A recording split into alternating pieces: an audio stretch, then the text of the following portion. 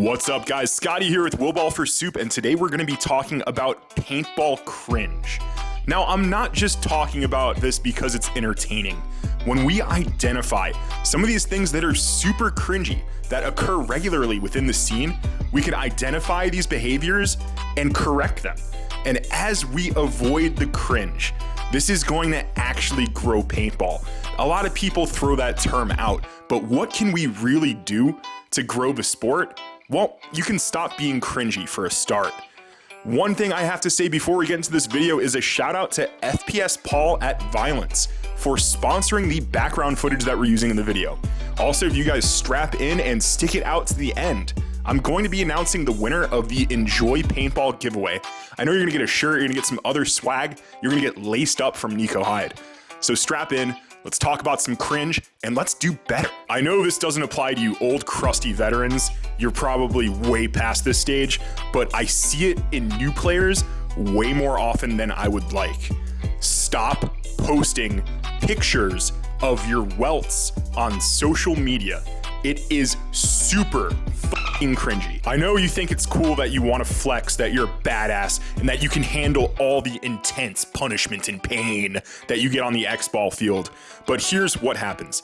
When you have friends and family who aren't paintball players and they see your welts, they see you being like, yo, I got lit up today at paintball, look at my bloody welts. And they see these pictures and they're like, I don't want to do that. I don't want to go to a paintball field and have people shoot me. I don't want to have bloody welts. I have an office job. What if people see me in the office with these bloody welts? They're going to think I'm into some weird shit, man. So the effects of posting welt pics are an overall negative for growing paintball. You want to be posting content that inspires people to get out and play. One of the values of being a paintball enthusiast, right, is sharing your love of paintball to other people and getting people who have never played the game to step out on the field with you. Welt pics are just super counterproductive, and I really would like to see less of that cringe going into 2021. When I worked at a paintball field, the most cringy story that I would be told would be about my cousin froze his paintballs and they hurt, man. They tore through my shirt and my hoodie. They were like bullets, man. They were like getting shot with a rubber bullet. The whole notion that frozen paintballs are a thing has somehow worked its way into the collective conscience of those who casually enjoy paintball. And I hear this story way too often, and it is super cringy. What happens if you freeze your paint is, yes, initially it's going to be harder. The paintballs will hurt more, but after they start to thaw, your paint quality is just going to deteriorate into trash. You're gonna be shooting a flamethrower of soup out your barrel, and you're gonna ruin your paint. You're gonna have to buy more, and it's expensive and it's dumb. But I really hate how many people think that they're gonna encounter frozen paintballs when they play at a paintball field. The next time you have a friend who starts to go on with that dumb story that everybody's heard 100 times, just tell them to shut up. We don't need people thinking that they're gonna get hit and experience more pain than they normally would just by playing paintball. Again, it's counterproductive. We wanna see more new people at the field. We gotta do something to stamp out this story and get this cringe, leave it back in 2020. You know what's super cringy?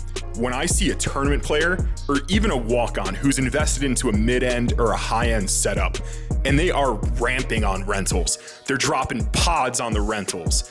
Man, if you know what you're doing, you have any tournament experience locally, regionally, nationally, there's nothing wrong with stepping into a rec game or a walk-ons game.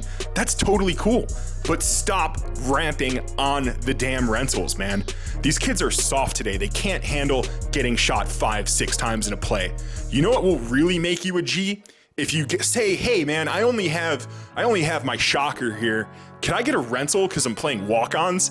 Most fields who see that you're willing to step your firepower down to a standard normal level, they're just gonna hand you a rental. They're gonna hook that up.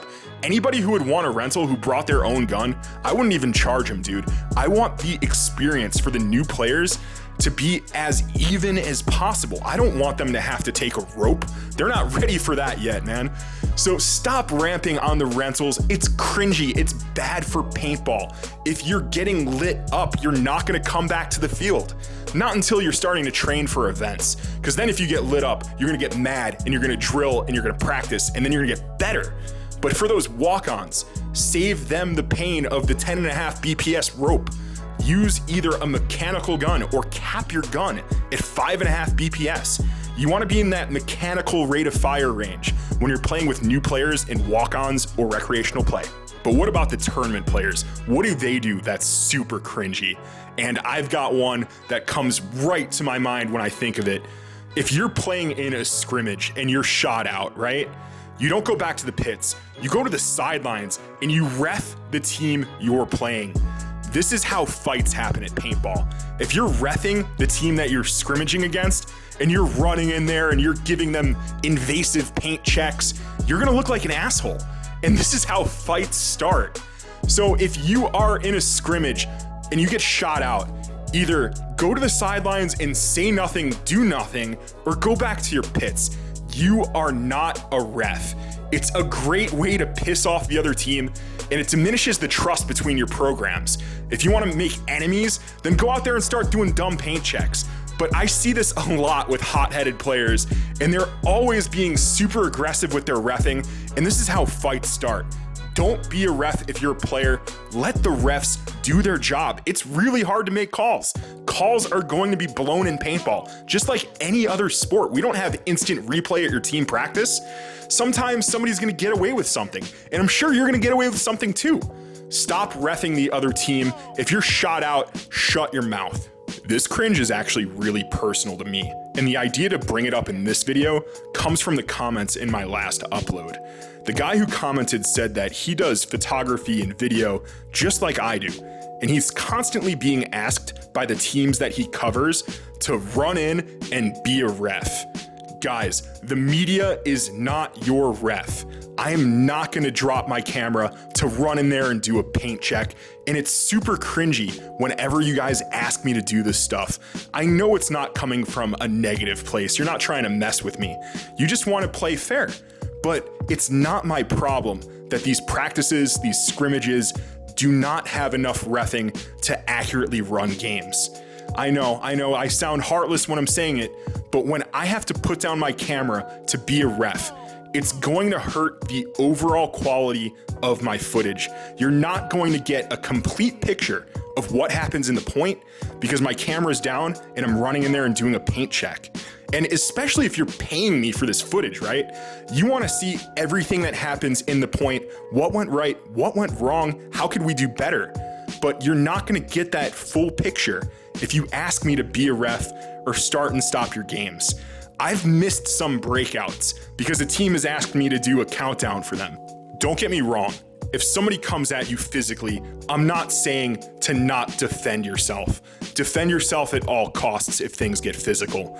But what I'm trying to say is the level and the frequency of players escalating on-field disputes into physical violence, that is the ultimate paintball cringe. Remember at the start of this video, I was saying that the cringe that I'm bringing up is things that we need to stop doing in this scene in order to grow paintball. What is awful for paintball, especially if there are recreational players watching or families watching at a tournament, is escalating an on-field dispute into physical violence. But people are saying, oh, Scotty, you support the violence movement, and isn't throwing a haymaker, isn't that violence? No, dude, violence is a run-through where you're putting 6 balls in somebody's back and you're just making clean plays, you're playing aggressively, you're shoving it down the other team's throat, but you're leaving it on the field. Violence is not trying to challenge the other dude who wiped a loader hit into a fist fight. Again, if you're attacked first, defend yourself, dude. I'm not saying don't do that, but we need to be super mindful of how frequently things escalate into fist fights, into shoving matches on the field. That's a terrible look for paintball, and everybody just needs to calm down. I know you're on that pre-workout. I know you're raging. I know the blood is pumping. You're playing points out there. You're playing at the tournament level. but a fist fight is such an awful look for the scene, and it's just gonna keep people away from paintball. In the back of your mind, you need to make a decision. Is what I'm doing on the field a good look? Is this good for paintball? Will this grow paintball? And if the answer is no, just back down, dude. It's not worth it. Now, if you guys think that I missed something, if there is paintball cringe that was not discussed in this video, go down and leave a comment on what is the most cringy thing you've experienced in paintball, what we need to stop, how can we do better. This channel is all about generating dialogue about paintball, and the dialogue we generate here is going to move the scene forward, bring new players into the sport, and keep paintball alive in these crazy times. With that being said, guys, I'm going to end this audio take right now and sit down at my new computer and figure out who won the Enjoy Paintball giveaway. Basically what I'm gonna do is copy paste all of the comments into a generator, into a randomizer, and whatever pops up as number one after I hit randomize is going to be a winner. From this site, I'm going to choose the first name that pops out of the randomizer, and it looks like the winner is WaveyyG. Looks like she plays on Destiny, which is pretty cool. So hey Vaya, thank you for watching my content. I appreciate you being there in the comments. I'm gonna set you up with Nico Hyde for your t-shirt, your stickers, whatever swag Nico wants to hook you up with, I'm sure he's got it. Once again, guys, thank you for sticking it out this far. We have a really interesting project coming up that I worked with Greg Sewers, where he coached a private clinic, and then the next day they played some scrimmages. That footage is mind-blowingly awesome. All right, Scotty from WillBallForSoup, signing out.